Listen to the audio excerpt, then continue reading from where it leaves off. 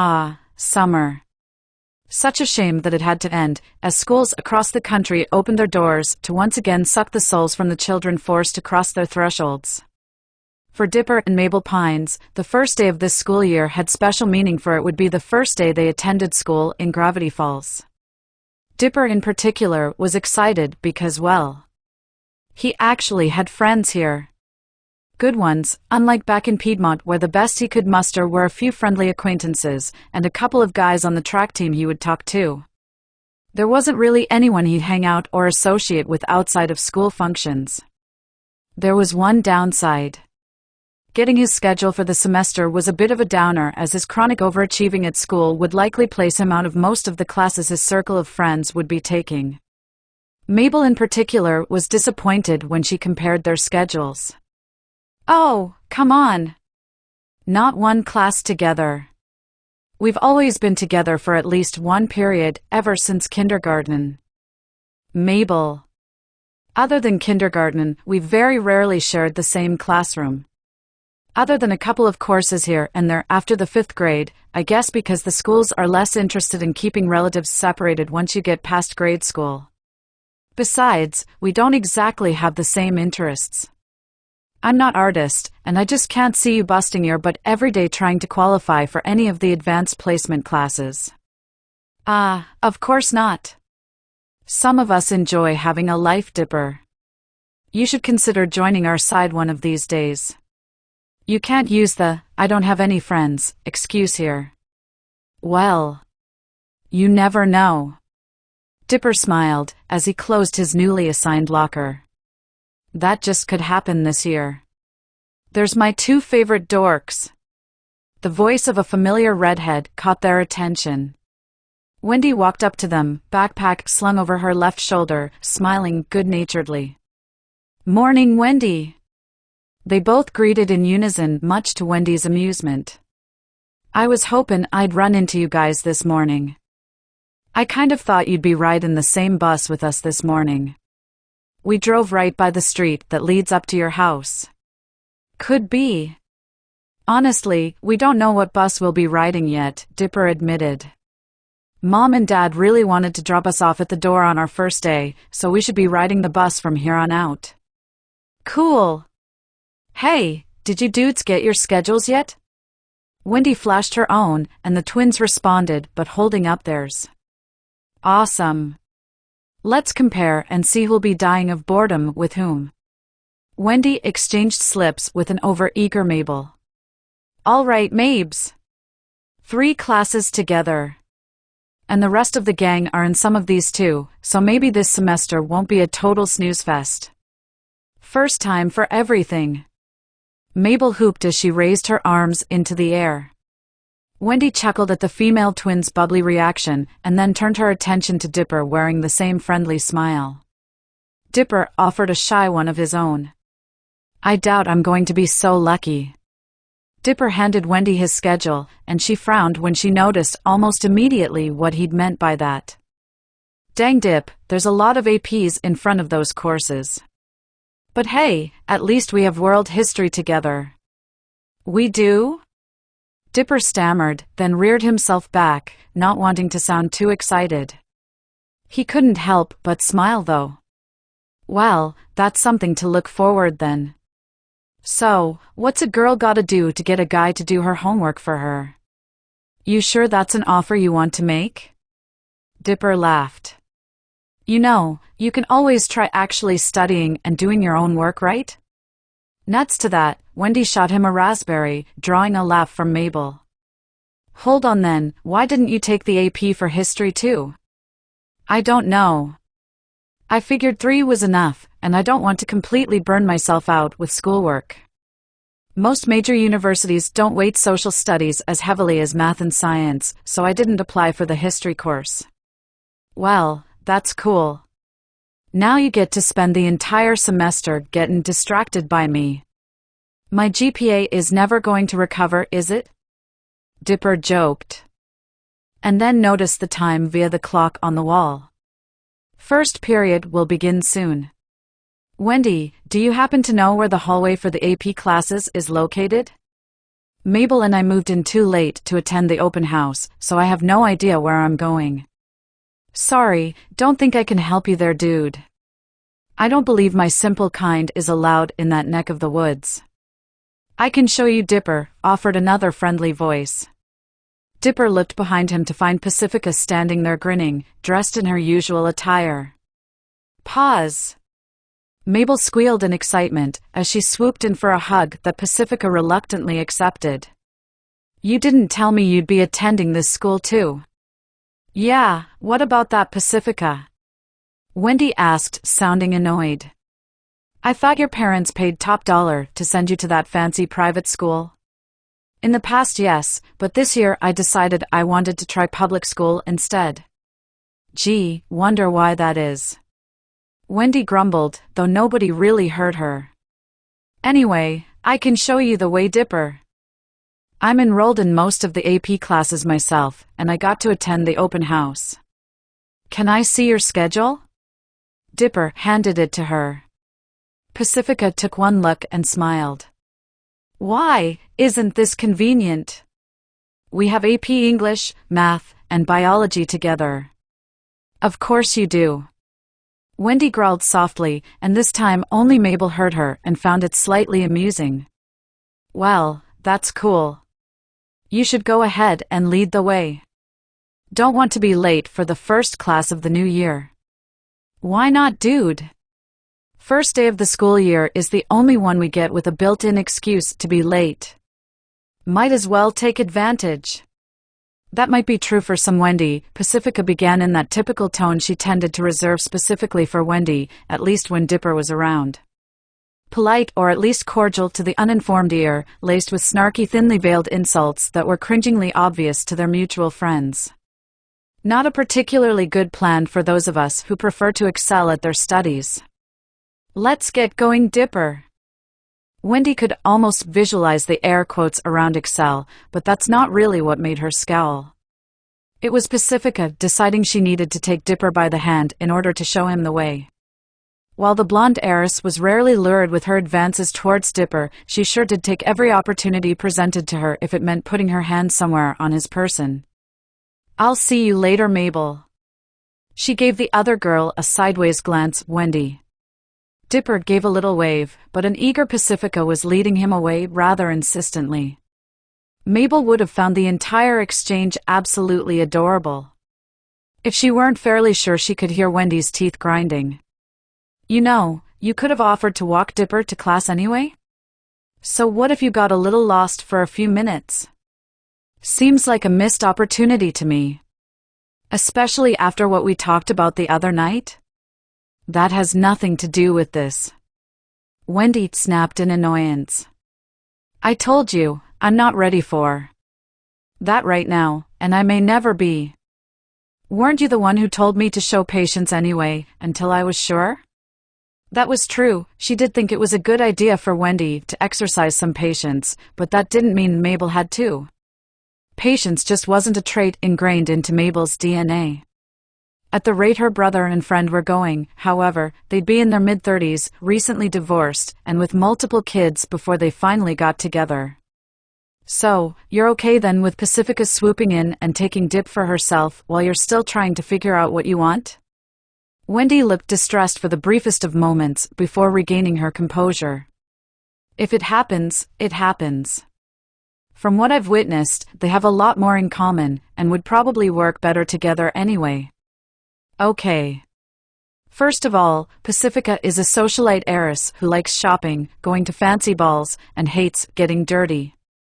Dipper is a paranormal-obsessed dork who likes to fumble around in the woods while solving mysteries, and just recently took up showering regularly.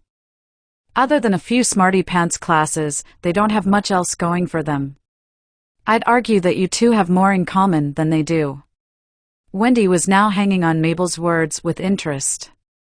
Besides, having a lot in common doesn't necessarily mean you'll make the best couple. My parents have been happily married almost 20 years, and they're almost polar opposites.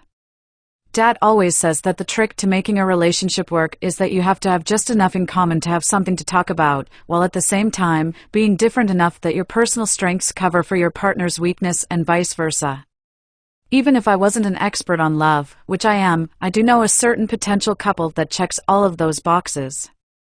Wendy blushed a bit but did not waver in her opinion. You're not going to change my mind, Mabel. And don't forget, you promised you were going to keep your mouth shut about this. That includes you sticking your nose in and pressing the issue. We still clear on that, Mabel? Before the female Pines twin could gulp in response, she was saved by the bell, quite literally. Well, looks like you got your wish. We're going to be late for our first class of the new school year. Built-in excuse, remember? Wendy said, her good humor returning. Guess we gotta go eventually. Hey, since today's only a half day, me and some of the gang are going to meet up at Greasy's for lunch if you want to come. Be sure to tell Dip he's invited if you bump into him before I do. Sounds great. See you in English. Maybe we'll be on time for that one. Half days in high school didn't make a lot of sense to Dipper. Not like elementary school, when you basically spent all day in one classroom. After the 5th grade though, half days meant one of two things. Either you were getting behind in the classes at the bottom of your schedule as they got pushed to the side on these days, or the school squeezed all your courses into a condensed schedule that barely gave you time to open your books before class was over, so what was the point? Then again, who really cares? Getting out of school at noon was awesome. And unlike previous half-days, he had more than just a lonely trip back home to look forward to. Today, he was headed to the local diner to have lunch with friends. On some level, Dipper still couldn't believe this was actually real, and somebody wasn't just setting him up for some kind of cruel prank. Dipper closed his locker for the final time that day, right as the person using the locker next to him did the same. It was then Dipper came face to face with probably the last person he wanted to be locker neighbors with. Robbie Valentino. You can't be serious, they both muttered in unison. Thousands of lockers in this damn school, and they have to put me next to the biggest dork in it. Back to the lame insults are with Robbie? I thought we'd gotten past that. I only took a break because Wendy wanted me to. Now that she's dumped me, I'm under no obligation not to remind you of what a pathetic dweeb you are. Ouch, that really, wait. Wendy broke up with you? This was honestly the first time he'd heard about it. Don't act dumb, you know full well what happened. It was the day we went to the beach, and it's also all your fault. How the hell is my fault? I've seen your work, Robbie. You've given Wendy plenty of reasons to cut you off before the second date. If you want to blame somebody for getting dumped, try looking in the mirror. No thanks, I think I'll just stick to blaming you. Robbie growled as he poked Dipper in the chest. Everything was fine between us until you moved here. If you just kept your dorky but in California, we'd still be together. First of all, Wendy would have come to her senses eventually. Second of all, Dipper's face grew uncharacteristically intense as he swatted Robbie's hand away from his chest. Keep your hands off of me. Oh, is that a threat? Robbie laughed as he immediately started poking Dipper again. What are you going to do about it, nerd? Cut the tough guy act, Robbie. You're too chicken shit to be a bully. I might have been intimidated by guys like you when I was a kid, but now I just see you for what you are. Pathetic. Dipper spat, getting directly in Robbie's face, fairly easy since they were roughly the same height. Now Dipper wasn't a tough guy by any stretch. He'd been in a few scraps in his day, but those were mostly in self-defense against bullies, or life-and-death struggles against the paranormal. Not normally the confrontational type, he would stand up for himself when forced to, whether he had to take the ass-whooping or not. Luckily for Dipper, he was right on about Robbie. He wasn't a tough guy either, not by a long shot. Like your typical one-ape thug, he'd pick on plenty of smaller younger kids he could easily have his way with, like say, a 12-year-old half his size. Put him up against someone his own size who, if their day at the beach was any indication, was in better shape than him as well. Robbie backed off almost immediately. Whatever, nerd. You're never going to be anything but a freak chasing ghosts. Later, loser. Dipper didn't really give Robbie a second thought. He was used to the WenDip rock star acting like a jerk and never backing it up. What did bother him was that apparently Wendy had broken up with Robbie days ago and never bothered to share that information with him. It was personal, so Dipper wondered if maybe Wendy decided it was none of his business, but it still hurt a little to think she neglected to share that information with him. Maybe she was getting back at him for omitting the fact he couldn't swim back when he took the lifeguard job? "Welp, looks like Robbie's back in form," Mabel commented, now standing next to her brother, having witnessed the entire encounter. "Good job standing up for yourself though. If you'd done that more in Piedmont, maybe you would have had an easier time in school there." "Robbie doesn't intimidate me. I'm kind of surprised Wendy broke up with him and never told me though. Robbie seems to want to blame me for it for some reason. I guess he just needs somebody to blame and you're an obvious target?" Mabel shrugged as she looked down the hall at Robbie walking slowly, his shoulders hunched over. Poor Robbie though. Getting dumped like that. He has to be feeling miserable. Poor Robbie. You do remember that he's an antisocial jerk whose favorite hobby is apparently trying to make my life miserable. I didn't say he was perfect. Just that everybody deserves love. Maybe Robbie just needs to meet the right girl to settle him down. Yeah, good luck with that. Eager to be done discussing his least favorite subject, Dipper changed it. I take it that you were invited to meet up with Wendy and the gang for lunch too, right? Mabel grinned wide. You loved saying that just now, didn't you? Meeting up with the gang? Dipper thought about it for a moment, then smiled and shrugged his shoulders. Yeah, kind of. Never really got to say it before. It wasn't a long walk from the high school to Greasy's diner, but it was still a decent workout. Mabel took advantage of that time to try and come up with plausible matches for Robbie. If there ever was a guy who needed a solid rebound, it was Robbie. Plus she had added motivation for taking Robbie fully off the table. So he wouldn't continue to be an obstacle in the way of Wendy and her brother finally getting together. Speaking of which, halfway to the diner, they happened to catch up to Wendy and Tambry. Mabel smiled at how cute it looked when Wendy and Dipper almost immediately fell into direct step with each other as they began to chat. Mabel's attention soon shifted to Tambry. Robbie and Tambry?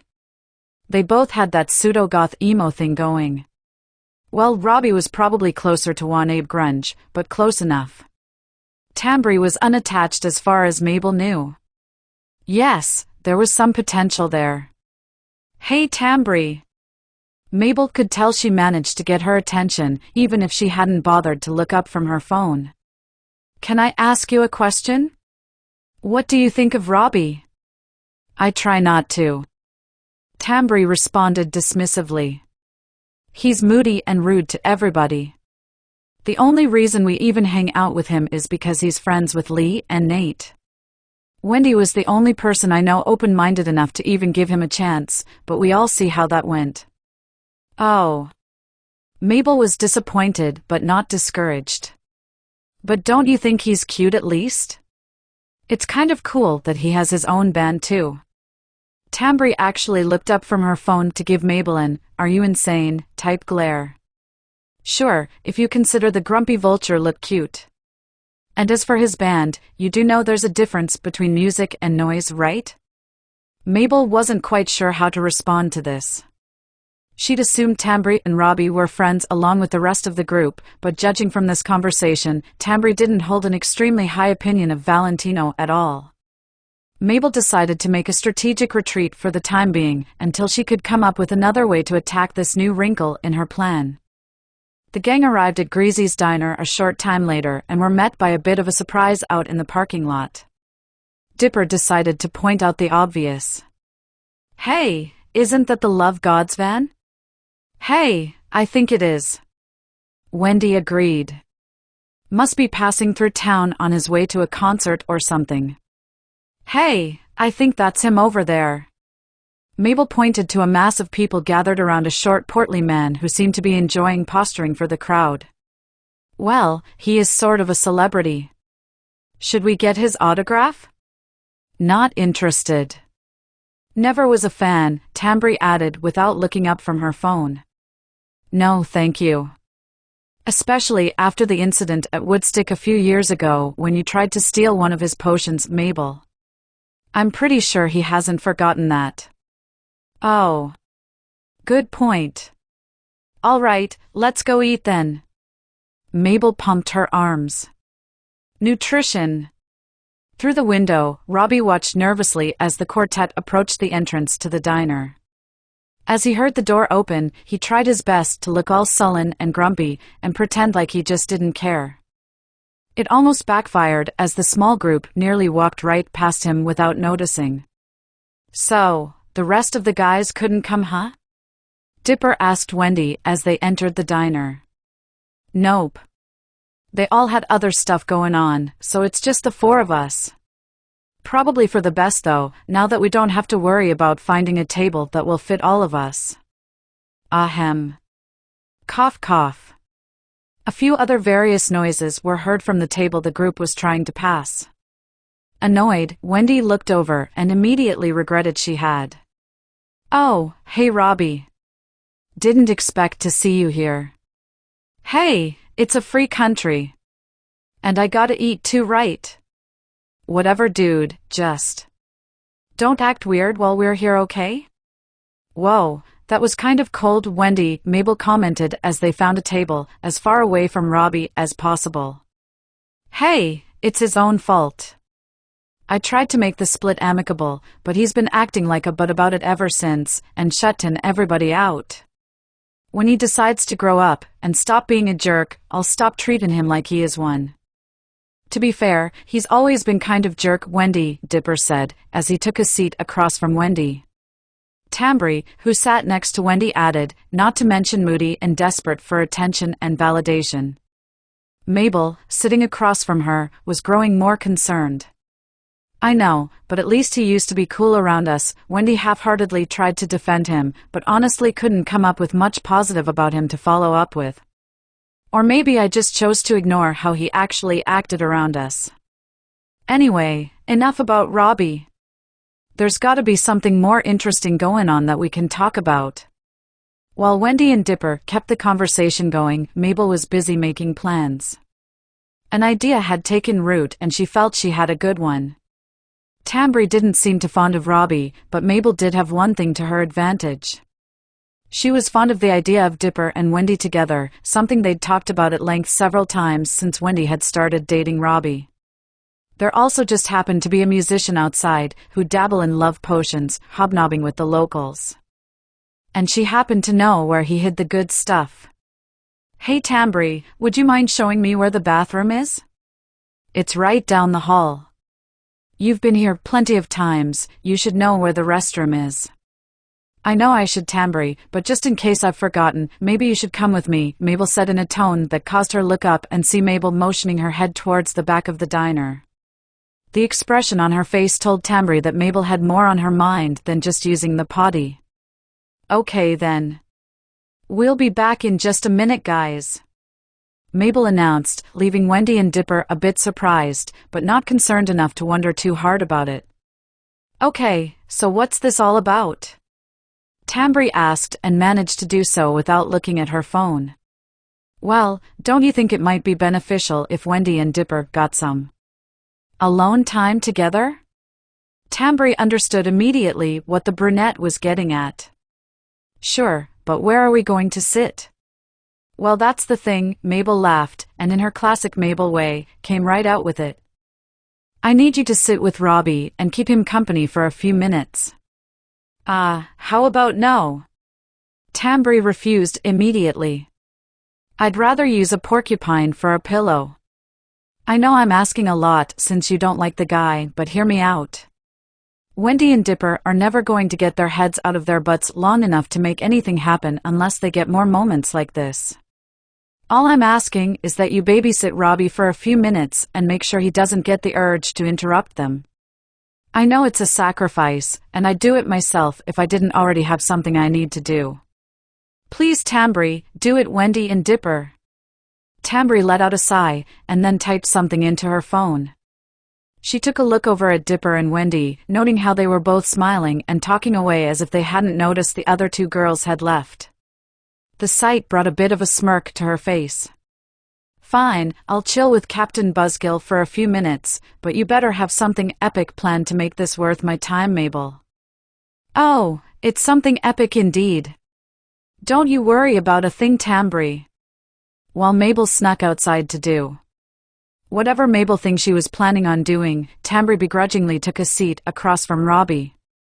Good thing too, as she did notice he'd been staring back in the direction of Wendy and Dipper. What are you doing, Tambry? Hell, if I know. Mabel thought you could use some company, and I drew the short straw. Well, that's stupid, I don't need any company.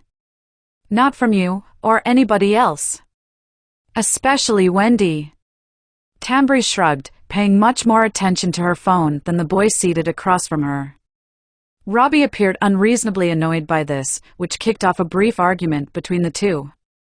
A couple of minutes later, Mabel burst back into the diner with a vial of precious potion in her hand. How did she get her hands on it, you might ask? Apparently, the portly cherub hadn't learned his lesson and never bothered to switch hiding spots after the last time Mabel had tried to, borrow one of his potions. She rushed up to the counter and almost immediately received an order of chili cheese fries. Where she found the time to place that order so she could have it on time, who the hell knows? Making certain nobody else was watching, Mabel opened the vial and poured the strange powdery liquid all over the fires, drenching them in it. Hey, she promised she wouldn't mess with Wendy and Dipper's love life. She never agreed to stay out of Tambry and Robbie's. Here you go, kids. An order of chili cheese fires for you to share. Try not to choke, okay? Both teens gawked suspiciously at the basket of food, provided drive-by style. Well, that was weird. All right, fries. Wasn't that Mabel? Robbie moved to grab a handful, before stopping and looking up at Tambry. You're paying for these, right? No. Why would I pay for your fries? Well, I'm not paying for them. Robbie declared as he moved his hand away. I'm not paying for something I didn't order. Tambry rolled her eyes and spat, typical. This from the creep who bummed money for movie tickets from Wendy on their second date. That was an isolated incident. And I paid her back. Wait, no, I haven't yet.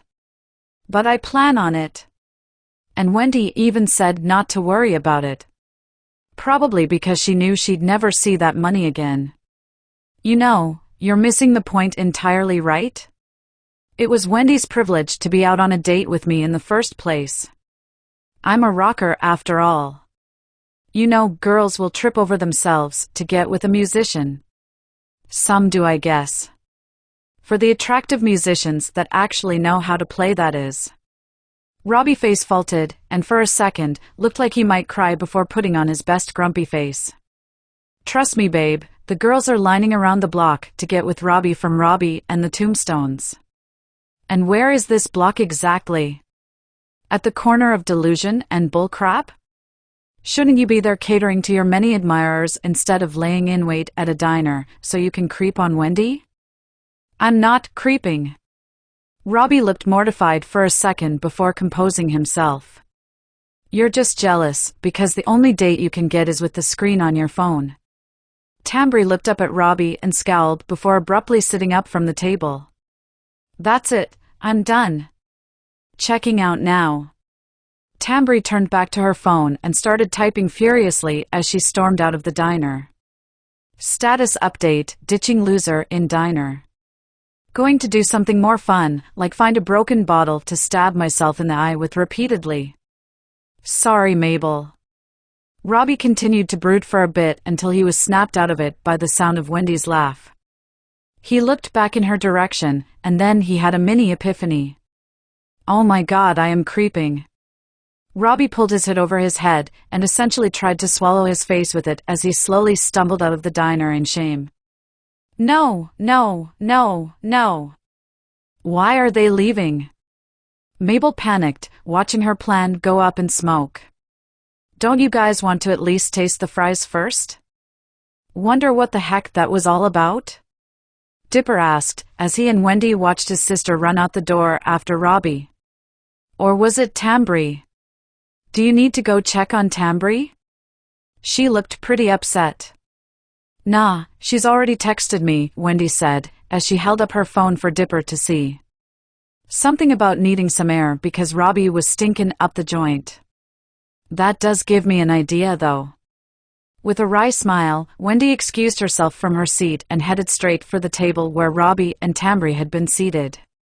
Dipper noticed something in Wendy's hands as she made her way back over to their table. No, you didn't, Dipper laughed, as his friend sat down across from him. No choice, dude. Can't turn down free chili cheese fries. Normally I'd agree, but what if Robbie and Tambry come back? Then I'll order another batch. For right now, though, their loss is our gain. Wendy grinned coyly, knowing just how to get his goat. You're not suddenly gonna go all narc on me, are ya? Once upon a time, you liked breaking the rules with me. I think I would consider this bending the rules at best, but I get your point. No sense in letting good food go to waste. That's the spirit. Wendy cheered, and then stuffed a fry in her mouth. She made an odd face, but continued to chew and eventually swallow. What's wrong? Dipper asked, now concerned to try one himself based on the look on his friend's face. Oh, it's nothing. It just didn't quite taste like I expected. Not in a bad way, though. Try one, it's pretty good. Trusting Wendy's judgment, Dipper shrugged, and the friends began to chow down on the free appetizer. Mabel walked back into the diner upset and feeling defeated. She'd caught up with Robbie, who had no interest in talking to her whatsoever, let alone returning to the diner. Tambry was nowhere in sight, apparently having fallen completely off the grid. Pun definitely intended. First thing she noticed was that her magically spiked fries had turned up missing. Dang it, they already bust the table. All that trouble for nothing. Deciding to rejoin her brother and friend, she headed for their table only to get a shock when she caught the pair sharing a basket of fries exuding a familiar pinkish powdery glow that only the person that applied the potion seemed capable of noticing. Mabel's eyes went wide, and before Dipper or Wendy could notice, she quickly jumped behind the counter, startling a customer seated there. Slowly, her head peeked out from behind the counter, as she stealthily watched as the two friends made quick work of the enchanted potato snacks. They're eating the fries. Mabel mouthed, eyes sparkling. She had promised Wendy she wouldn't interfere and try to push Wendy towards a relationship with Dipper before she was ready. Mabel had kept that promise, and technically those fries were meant for Robbie and Tambry, so she hadn't really broken anything.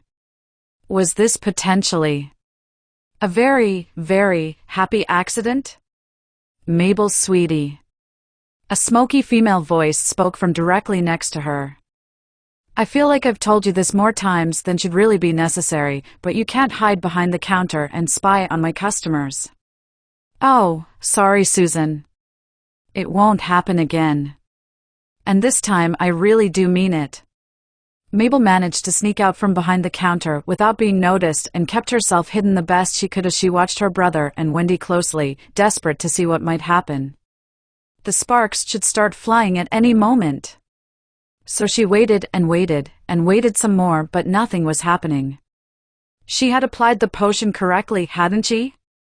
Meanwhile, Dipper and Wendy had both suddenly grown rather uncomfortable being alone together.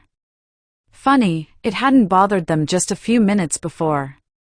It took them a while to even realize that Mabel and Tambry had cut out on them. So, Dipper began, frowning slightly. What do we do now? I'm already full, and it appears to be just you and me at the. Would you cut that out, please? Wendy barked suddenly, catching Dipper by surprise. Cut what out? Dipper barked back, feeling really agitated for reasons he didn't quite understand just yet. Tapping your fingers on the table like that. It's frickin' annoying. And what the hell exactly is so wrong with being alone with me? I never said anything was wrong. But considering your attitude at the moment, I can think of quite a few people I'd rather be sharing a table with right now. Oh please, like I'm going to buy that crap. From the guy who's been drooling all over me since you were 12. You'd lick the crud from between my toes if you thought you could score points with me, just admit it. Dipper blushed heavily, but instead of getting embarrassed and shying away, he just got angry. Really, really angry. I've been nothing but respectful to you since you shot me down at the bunker. Looking at you in a clear light now though, I can't figure out what the hell I ever saw in you in the first place. Oh yeah. Wendy slammed her fists against the table and stood up. What the hell is so wrong with me now?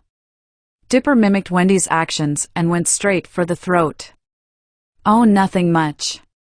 Other than you're a lazy, unmotivated tomboy who'll throw herself at any loser with a guitar and a bad attitude. Then chew him up and spit him out the second you get bored with him. Oh yeah? Well, I see one little loser I wouldn't throw myself at if there was a bus speeding towards him.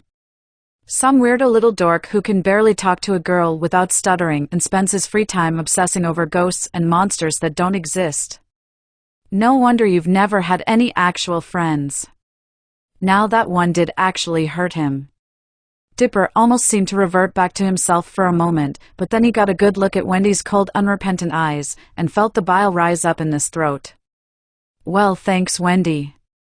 Thank you for reinforcing every horrible, hurtful thing anyone's ever said about me. Good to know you feel that way too. Dipper turned his back to her, and the second he did, Wendy seemed to come to her senses briefly. She gasped as if she'd just been punched in the chest, as she just then seemed to realize exactly what she'd said. Dipper, wait, said boy turned to face her, and as soon as their eyes met, the disgust Wendy had felt earlier returned tenfold. Forget it. I don't need to deal with your crap, I'm outta here. Go ahead, nobody's trying to stop you. There weren't many customers in the restaurant that afternoon, but the ones present were definitely staring by this point. None more stunned than Mabel, her jaw nearly scraping against the floor. What the hell was going on? They should be all lovey-dovey and all over each other right now, not at each other's throats. Dipper staggered over to the counter and placed his hands on the top to keep himself steady. He was breathing hard and visibly shaking. Mabel ran over to him, not sure whether to scream at him for what he said to Wendy or hug him over what she'd said to him. Dipper, what the heck? You guys were fine 2 minutes ago, and then all of the sudden, you're acting like you want to kill each other. I don't know, Dipper answered truthfully, looking disturbed. I didn't want to say any of those things, but I just go so angry. An image of Wendy popped up in his head, and for the first time in his life, her smiling visage made him sick to his stomach. Can you get home by yourself, Mabel? I think I need some time to myself. Okay, bro. Mabel agreed reluctantly, a feeling of dread overcoming her as she watched her brother stagger out of the diner looking very much unsteady on his feet. Was this her fault? Did she somehow grab the wrong vial without noticing? There was only one way to find out. She'd have to confront the love god if she wanted to figure out what was going on. As it turned out, she wouldn't have to look too far, for at that very moment, a dangerously angry cherub was looking for her too. And he'd just found her.